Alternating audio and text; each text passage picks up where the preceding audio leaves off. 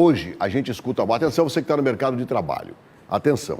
Nós tivemos algumas mudanças nas regras do mercado de trabalho, a gente teve alguns ajustes no mercado de trabalho e surgiu para muitos de nós uma figura que às vezes não era tão falada, que era a pessoa jurídica no mercado de trabalho. Isso começou a surgir com as mudanças das leis trabalhistas ou não?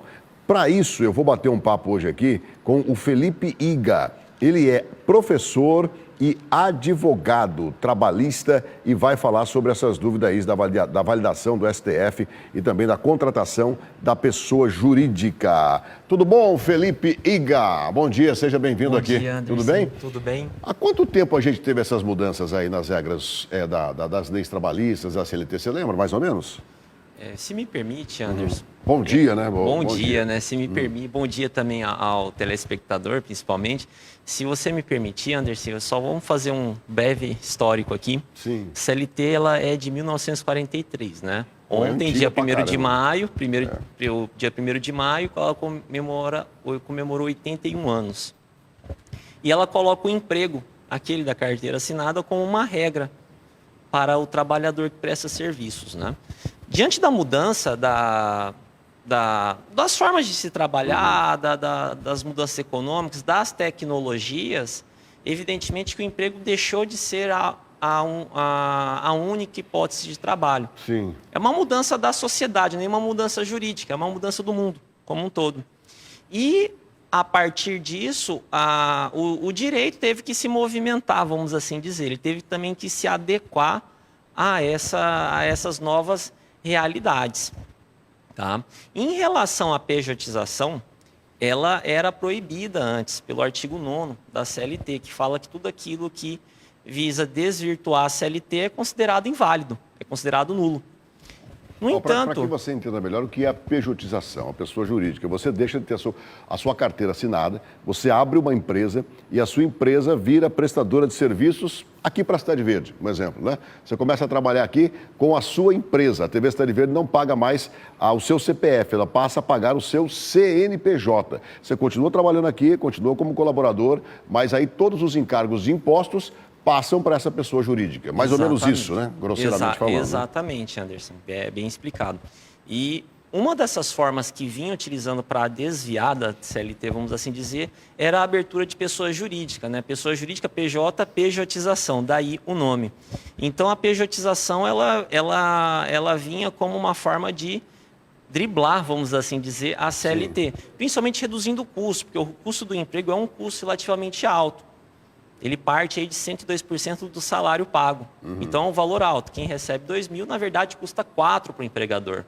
Em uma conta base, uma conta simples aqui. Então, é um custo muito alto. E desses 2.000 de custo a mais, pouco revertia-se ao trabalhador, a maioria do governo. Agora é o seguinte, eu ganho 1.000 como pessoa jurídica, um exemplo. Eu pago quanto de imposto em cima desse 1.000? Dependendo do regime fiscal, às vezes nem 5% do valor. Nem 5% do valor. Nem 5% do valor. Por exemplo, a empresa pode contratar a minha empresa mesmo eu sendo MEI, não preciso ter um CNPJ daqueles CNPJs robustos.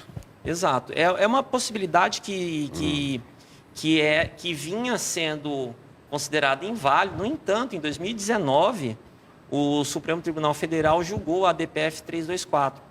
O que vai dizer nessa DPF? Que são válidas outras formas de prestação de serviços. A CLT não é a única forma de se prestar serviço, admitindo terceirização da atividade fim, entre outras questões. Então, a partir disso, houve uma tolerância, vamos assim dizer, à abertura da pessoa jurídica. Lógico, desde que isso não caracterizasse fraude. Antes, tudo era considerado fraude. No entanto, atualmente...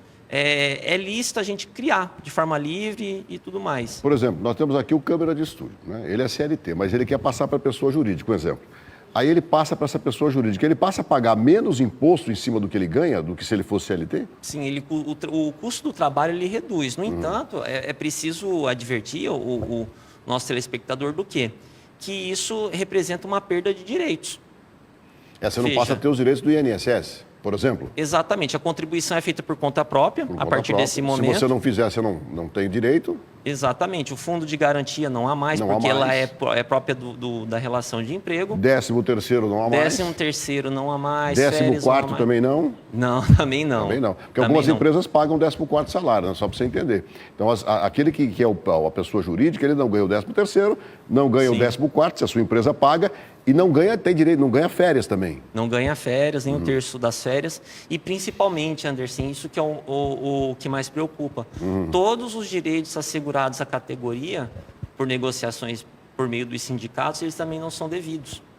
Então, veja, então por isso que era antes considerado nulo.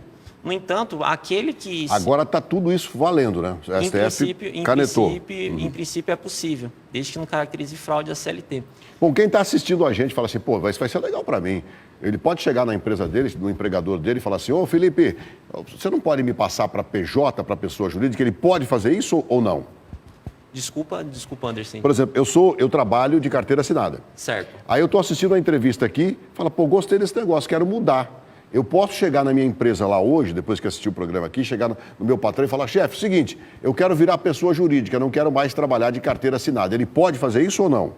Depende da situação. Se for para fazer a mesma coisa que antes, ou seja, trabalhar da mesma forma como se empregado fosse, evidentemente que isso é inválido. Mas se for uma prestação de serviço diferente, é possível, em princípio, tá? Mas só me permite voltar aqui, é importante que o trabalhador tenha em mente, antes de sair querendo abrir uma pessoa jurídica, tem que colocar na ponta do lápis o que ele está perdendo. Normalmente se perde, então tem que ter uma renda muito maior a partir quando sai da CLT para isso, para que isso seja algo vantajoso para ele. Veja que a parte previdenciária agora é toda dele. Então, como é que ele vai fazer? Ele tem que colocar tudo isso na ponta do lápis. É a parte previdenciária, para que você entenda melhor, né? Tudo tem prós e contras, né? A sua parte previdenciária, o seu plano de saúde também, você vai ter que ter o seu próprio plano. Enfim, todas essas coisas, o que ele está dizendo, você tem que colocar na ponta do lápis para saber se compensa ou se não compensa, né? Porque às vezes aumenta só isso aqui, mas na verdade ele está perdendo. Ele tem um ganho na renda mensal, mas na verdade ele está perdendo muito por trás e ele acaba colocando tudo na ponta do lápis, ele está no prejuízo, infelizmente. E aí como é que você faz para saber se é bom ou não? Procura um advogado como o Felipe, eu procuro o seu contador, que ele vai explicar. Isso aqui, eu me lembro quando foi para eu vir de Mato Grosso do Sul para cá, isso tem mais de 20 anos, que eu falei para o meu contador, nós estamos me oferecendo X para ir embora lá para Mato Grosso. E aqui eu ganho X. Ele falou, já te ligo aí. Ele falou assim, não compensa. Falei, por quê? Porque a sua carga tributária vai aumentar. Vai empatar. O que você ganha aqui, o que você ganha lá vai ficar a mesma coisa. E o custo de vida lá é uma capital, é maior do que aqui. Financeiramente não compensa. Aí você que estuda, aí você que decide. É o que nós estamos tentando explicar para você aqui. Vinha assim mesmo e compensou, porque aqui em Mato Grosso é um estado de muitas oportunidades. Mas, enfim, é isso que o Felipe está dizendo que você tem que ter atenção. Não vá saindo por aí achando que, minha vida agora vai ser outra e vai mudar. E chega no fim do ano, você está acostumado a receber 13º, né? Faça como nos Estados Unidos, que é assim, né, Felipe? Você pega e faz o seguinte, você quer receber 13º, deposita aí uma porcentagem do seu salário todo mês, que aí chega no final do ano, você tem o 13º salário como pessoa jurídica, né? Enfim. O que mais que a gente podia deixar assim mais claro para quem está assistindo a gente agora? Essa pejotização ela vem sendo utilizada muito em grandes centros, mas evidente são para trabalhos com maior conhecimento técnico, vamos dizer assim, e em nichos específicos, onde aquela figura tradicional do emprego, cumprir horário de segunda a sexta, totalmente subordinado, ele não é bem assim, o trabalhador tem mais autonomia.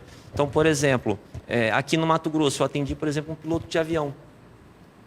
Então, ele era contratado via PJ. Em São Paulo, um pessoal do mercado financeiro, tem alguns amigos ali, então eles atuam dessa forma. Então, vejam, são setores específicos, são profissões que demandam um conhecimento, uma formação a mais. Você não citou ainda, né? Acabou aquela história de quinto dia útil do mês. Você tem que se virar. Não é mais bem assim, né? Com certeza. Você fica esperando o quinto dia útil do mês. Não é mais bem assim. É o acordo que você vai ter com a empresa que vai contratar a sua pessoa jurídica. Por isso que você tem que saber o que você está fazendo, né? Então, assim, é só até um alerta aqui para que ninguém saia. Opa, vamos... Sim, não, é a melhor coisa do mundo, a melhor coisa do planeta. Não é. É só mais uma forma que o sistema jurídico permite que você trabalhe. Ele fala o seguinte, não, via empregado não é. Então, por exemplo, os trabalhadores de plataforma, com base nesse entendimento do Supremo, dado em 2019, que vem sendo anuladas as decisões da Justiça do Trabalho reconhecendo vínculo de emprego para esses trabalhadores de plataforma, como o da Uber, como o do iFood, enfim, todos aqueles que trabalham com transporte tanto de pessoas como de mercadorias, de alimentos. Então veja que existe uma N formas de se trabalhar hoje em dia, não é só o emprego. E, naturalmente, cabe ao nosso Poder Legislativo, ao nosso Congresso Nacional, que regulamente isso, para que traga segurança a todos. Certo. Felipe, alguma coisa que a gente não falou aqui que você quer acrescentar? Não, Anderson, eu só quero agradecer aqui a oportunidade de estar aqui, desejar um bom dia, um bom começo de mês, né? Agora entramos em maio para valer. Para valer. E a gente fica à disposição. E um detalhe, por que o Felipe está falando isso? Que isso, ao contrário do que muita gente imagina, está se tornando cada vez mais comum no mercado de trabalho. As empresas não contratarem mais funcionários via CLT, contratarem um prestador de serviço. Ele precisa de alguém para fazer isso, vai lá e contrata a pessoa jurídica. E o contrato, ele pode estipular de 6 meses, 2 meses, 1 ano, 2 anos, né? Ele não tem a obrigatoriedade de manter o cara assinado ali, não. Ele fala, o contrato de 1 mês. Qual é o mínimo de contrato de pessoa jurídica? Sabe, tem algum prazo? Não tem prazo mínimo. Pode ser por um trabalho. Pode ser, exatamente, por uma tarefa, por um mês, por um ano, enfim. Eles têm uma liberdade para pactuar esses prazos ou a forma de prestação de serviço. Então é bom se informar. Quem quiser mais informações e achar o Felipe, como é que faz? Procura nas redes sociais, nas redes sociais. Tem lá pelo meu nome. Lá. É Felipe? Felipe Liga. Felipe Liga, no Instagram te acha e pode tirar outras dúvidas. Isso. Felipe, muito obrigado pelo papo aqui, bastante esclarecedor, porque essa é uma tendência do mercado hoje, né? Enfim, tem que ficar atento com relação a isso. Perfeito, Anderson. Obrigado, Felipe. Viu? Ótimo dia. Até mais.